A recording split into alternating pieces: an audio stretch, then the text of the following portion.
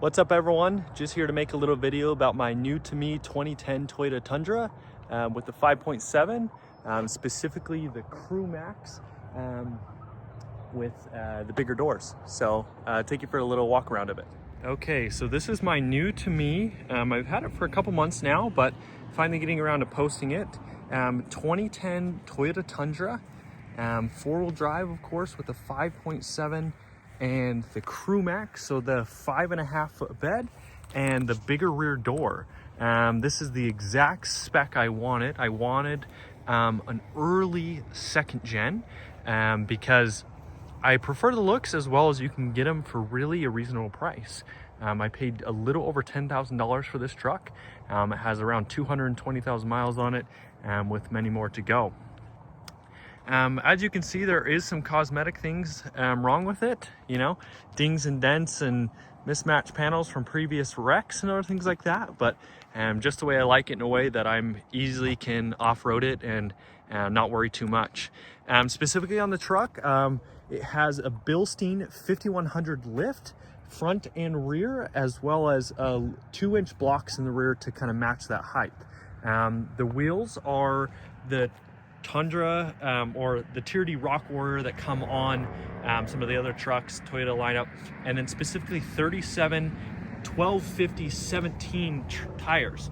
I also, one of the reasons I kind of started building this truck up is I wanted to specifically put 37s on it. So with just the 2.5-inch 5100 lift and the Rock Warriors with the extreme high offset, I was able to foot the 37s on with no body mount shop or anything like that. There's no rubbing back here, which is absolutely amazing. You can see there's nothing, no plastics. I haven't trimmed any of that, and they fit really well. The only place they rub is at full lock. They rub on the front sway bar, which is manageable, and I could always remove the front sway bar. Here's a couple of driving clips. You know, ultra gauge running. Truck currently has 225, 288 on it. 225, 888. Sorry. But yeah, not a bad truck. AC works, Bluetooth, all the different things. Has a great view, and the truck is pretty powerful. Like, it easily holds speed when need be. Freeway, cruise control, everything. You know, there's nothing that this thing really does turn the 37s pretty well, which I'm very happy about. Nice. It has a couple of gauges where up there where you can trip through, you know, temp and miles per gallon and all the different things. But overall, yeah, not a bad truck for, you know, I think one of the best value trucks for 10 grand. It has sonar, the rear view camera comes in there. You know, overall is really pretty. You know, here's it over some train tracks. You know, easily handles it, and you know, there's nothing you'd expect. A little acceleration video from standstill.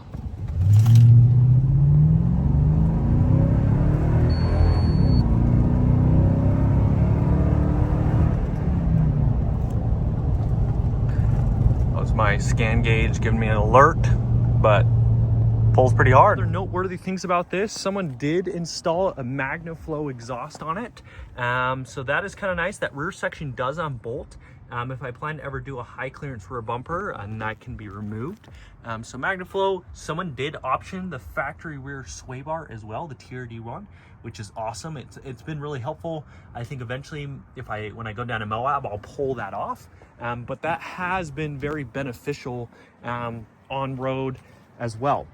Someone did tow with the truck, so they put on these big tow mirrors, which I'm not sure how much I love.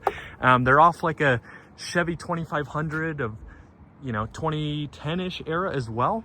And they all light up and work and are electric, but not necessarily my cup of tea to the extent, but they're fine. Have the tan interior. The person had WeatherTechs, factory floor mats. So overall, the truck is really in pretty decent condition, other than just bumps and bruises here and there. You know, the big factory dials, of course. This is an SR5 trim. The, of course, funny 2 glove box, large center console blemish there, which is awesome. Does slide and does a couple other little functions there, but overall, pretty sweet little thing. Manual passenger seat. My kids back there. You can see tailgate. Has, you know, bed liner. Someone had a spray in at one time, but it's got the plastic one. Rear window does, of course, roll down, which is awesome. Has the backup camera built in right there, which is actually in the rear view mirror, which is really pretty cool. Of course, you get the huge back door, which is awesome. That was the whole reason I bought this specific spec. You can see how big that rear seat is, you know, with the rear facing car seat, plenty of room, and that's in a very comfortable position. Nice thing, there is some storage back here. So I have my recovery gear, my tow straps, my tools, everything else in between. And then getting into the driver's seat, you know, of course, electric windows, automatic one touch there. There's the center gauge cluster. I do have my ultra gauge, which is nice to monitor transmission temps and other things like that. Someone did have a tow controller on there, which is nice. Getting into the hood, like you said, you know, one of the big reasons you're buying one of these is for the 5.7, which is awesome. You can see the 5.7 there. It's got the Toyota pink and red in there. Overall, nothing too crazy. So yeah, the recent things, like you said, I've done to it are the Bilstein 5100s, the 37 1250 17 Kenda Cleaver RTs, as well as the factory Rock Warriors. My plan is to strip the paint off of these and bring it back to that factory chrome, but that'll be a later project looking forward to. So anyways, thanks for checking out the video. Let me know if you have any questions or anything you'd like to see with this. I plan to do rock sliders on this and take this down to Moab and this become my main wheeler. I know it does have a track and other things like that, so see how it performs with the 37s. I do daily drive this truck, so happy to report on anything else you might be interested, such as miles per gallon or you know, just how it handles highway and other things like that. Anyways, thanks for watching. Hope you guys have a good one. Talk to you later.